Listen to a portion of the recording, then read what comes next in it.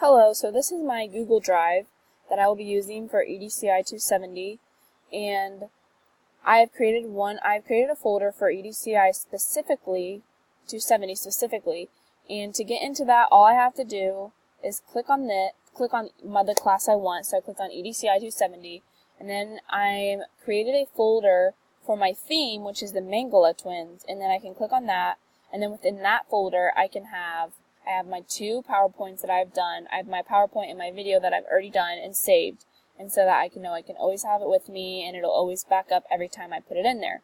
If I want to go back, I can just click on My Drive, and it's as simple as creating a new folder, and then you click on the folder and title it whatever you want. So if I wanted to create for a different class, I could write it in there, but I just created, I can just say EDCI 270, and then you just click create, and then it'll go, and then within that, then you can click in that, and if you click new again, it'll give you a new folder that you can create. So if I wanted to create just a specific folder for Dr. Joseph Mangala, then I could click create, and then it'll create one just for him, and then I click in that.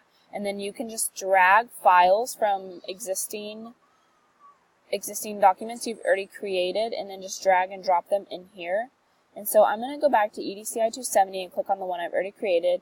And to share that with somebody, I can just double click on it and go to share, and then I can type in the name of whoever I want to share it with. And I already have one that I have shared with before because I use Google Drive. And I can click on that, and then I just say, here is my presentation, and she can look at it and edit it, and then I just send it, and then send an invitation. We'll send a link, and then send, and then it's sent to her, and then whoever wants to edit, she can edit it however she wants. She can help me, give me reviews, feedback. It's really helpful. And down here it tells me how much storage I have left, so I haven't barely used any of the 15 gigabytes.